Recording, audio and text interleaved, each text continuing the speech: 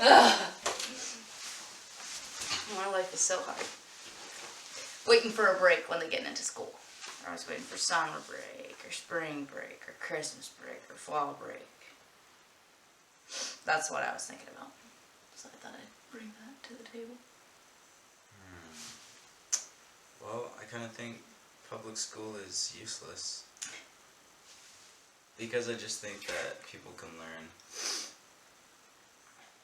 Like, I feel like I learned everything I use on a daily basis. And it, within the span of The time you did it. 4 years. Yeah. Yeah. I think so too. I think it's really just for babysitting. Because they don't know what to do with their kids. Something like that. Well, the kids who apply themselves, they get something out of it. Well, but then they would be going, like, it should be a choice then. They could choose to go. If they wanted to. I think it's, yeah. But if they wanted to be doing something else, like reading or working or, I don't know, whatever. So I agree with you. Or someone could do something with them, like teach them. Yeah, like if their parents had time or... An art or a trade. Oh yeah. Like they used to when they had like apprentices, CCs. Yeah. And they would just go and shadow somebody for a time of what they wanted to do. Mhm. But then what people say is like, oh, those kids, like little kids, so like 6th grade, 7th grade, they don't know what they want to do. I think that's what people would say. Yeah, well, it probably wouldn't hurt to let them do something they don't want to do for a little while, because I'm pretty sure none of them want to do school. And then maybe they will like whatever they were doing while they were supposed to be doing school. Also, you could just,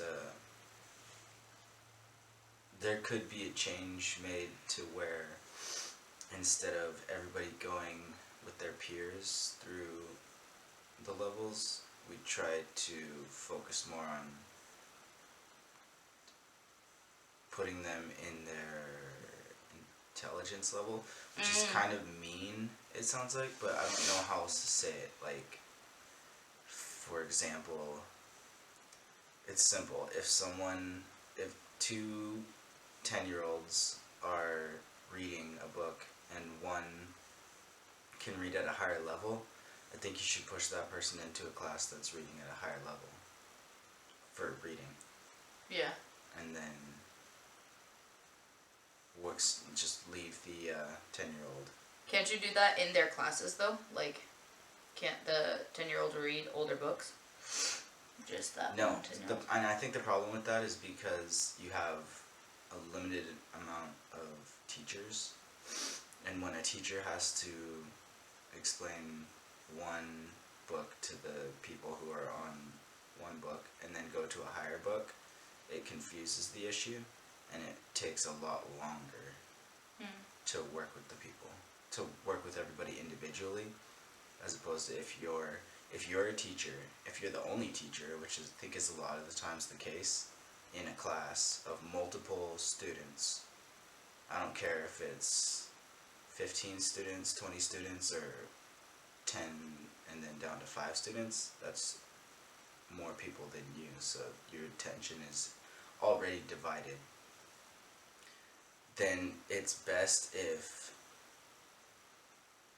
it's a little overwhelming if you have to cover more than one even subject. Yeah. And that's weird too, is that all the lower grades, like to 5th grade, do that. Like the teacher has to do all of it. But then they split it up. You'd think that. And they're trying to do it within the classroom, accommodate the faster learners. Right. Yeah, I think they should put people whose knowledge is on the same level, or people whose ability to learn a specific subject and all are in the same level.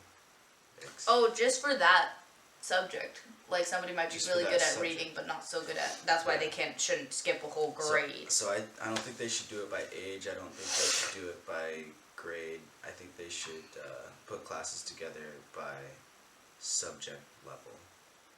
Oh, that is an interesting view. I like that. I never thought of that. I made the weirdest noise just now. And I think they could do it. Because at first I thought, oh wow, after I said that, I thought, well, that would take a whole day just to do one subject. But no, they already have the... They would just be in their classes. Yeah, class levels, pardon me. But instead of doing it by age, everyone would walk So to Mrs. their... Johnson would teach 4th grade math, but that wouldn't mean that you're stupid if you're like 12 and in 4th grade math. It just means that's your level. I hope. No, not, I'm just but that's yeah, just an example. But basically, like, yeah. but then you'd have like 12-year-olds and like 3-year-old, like whoever's good at 4th grade math would be in 4th grade math. Oh man, Daily, start a school, man. I like that idea.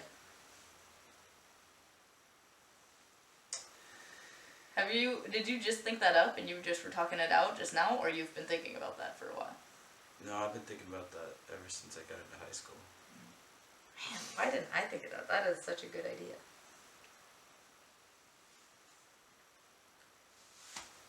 Cause I was just like, I'm not smart. I wasn't smart enough to come up with a different idea. I was just like, man, I hate school.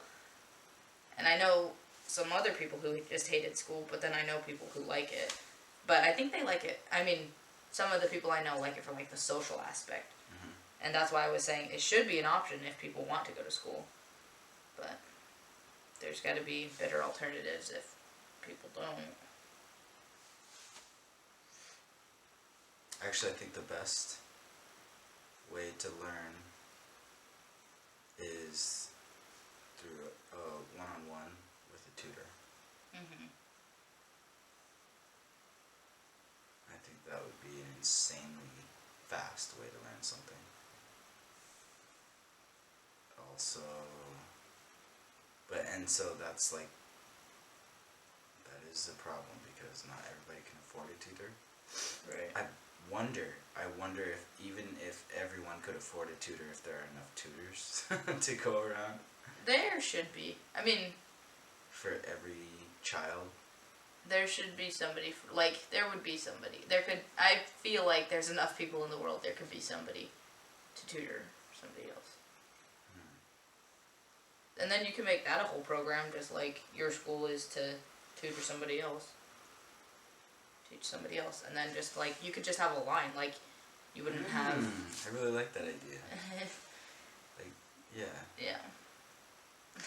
We were both just saying yeah, but like, yeah, So just if we have didn't a line have enough of people tutors, teaching each other. And Yeah. we teach people, like, that could be a new job. Right. We would just grow that field Yes. of work. Mhm. Hmm. Like, there are ways to change things. Oh, yeah. Wait, so... Oh, man. So have you noticed that people, like, speaking of changing things on a large scale, you notice that people run in cliques. Well, their crew, their group, with their friends. Mhm. People don't really have... I think most people don't really have large groups of superficial friends, and if they do, it still doesn't matter to their group of tight and close friendships, which I think for most people would be, okay, again, I'm just going like personally, but 3 to 4 people outside of yourself are your really go-to friends and close and tight, and you have influence on their ideas, thoughts and ideas, and what they do, their actions, and they have influence on your thoughts, ideas, and actions, and you make things happen on your group's kind of social level Mhm. and money level. Right. And I wonder if that's true. I don't doubt that it's true for people for the upper classes. Um. Even, let's say, the President of the United States. I wonder if he has friends who might not even, like, work for him, but are just very rich, very influential, and they run other things, but since they're his friend, whenever they get together and chat about things, they have his ear on a lot of topics. So like he, from his personal friend from 2nd grade, would say, "I think this should change," and he's like, "Oh yeah," and then he thinks about it, and it just goes into the works, and then it changes. Yeah. Huh. I never thought about that. I would think, because if I became president, I wouldn't very much trust anybody but like immediate family. But there, it would be 3 to 4 family members then. Right. Oh my gosh, you are right. And you know what's even weirder is that nobody knows who we all know who the official, like, the vice president is supposed to help him with stuff, the Secretary of Defense is supposed to... But that's more like tell him about working stuff. with them. Yeah, that's official Not stuff. Those people friends. don't... Right. They don't meet at I don't lunch and think just those talk people about are- stuff yeah. candidly. I don't think they necessarily have those close relationships. I think they have working relationships, and then the people who have the close relationships are actually the people who are running the country, because they're the people who are giving him ideas. Well, and I wonder, I'm not even talking about stuff I know about anymore, but I don't think I think the president is the weakest member of the clique that runs the country. Honestly, I would agree with that. I think he's just the face. And the pretty words. Yeah. The more this candidacy thing goes on right now for this election vote with Trump and Bernie and Hillary, I just don't see, like, I started, like, because I could vote last year. I mean, not last year, the last time we had an election. But, like, man, this election just really makes me want to just say, let's get rid of the president and just have, like, a court or something of, like, 20 people. Man, I don't care. Not that I'm, like, I hate the president, but I'm, like, I don't see the point for... A presidency. Yeah, it just kind of seems like a reality TV show almost. Yes. It's not, like, anything that's really changing or moving around our communities or our country. It's just something to do to distract us from our real problems. I think I agree with you on that. Also, I wonder how high we'd have to go up the chain of politics with our group in order to have influence over the public school system. Oh. And change it. That's where I was going with that. Okay. Because if that's right, if that's how it works, if there's groups in place, small groups. Okay. Of Well, you could start a private school, and then your school could be so successful, and then people start that they coming adopt towards you. the Yeah. system. Yeah. Whoa. And then that's still, so that's not as high as like presidential level influence. Right. You Which wouldn't. is- You wouldn't have need. to go so No, high up the because ladder. it, like, schools, I noticed this in high school, like, schools take things from other schools. Like, you know, Mrs. Amos and Mr. Martinez would go out to schools to look and see and pick up stuff from other schools if it was a successful school. So you could start a school and then have like 100% graduation rate and just like all this good stuff about your school, and then people would be like, what's working? How is this going on? So like, you would have to get a school board together to start a school, or just, you know, a whole bunch of people with like money or funding or stuff, or like a whole bunch of parents with their kids who are like, yeah, like you explain your idea so well that these parents get it and they're putting their kids in your school. you know.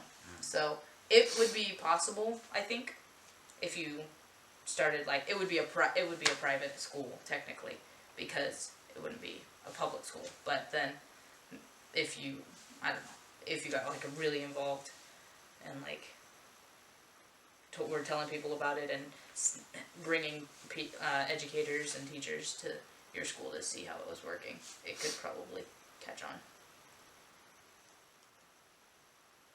The end.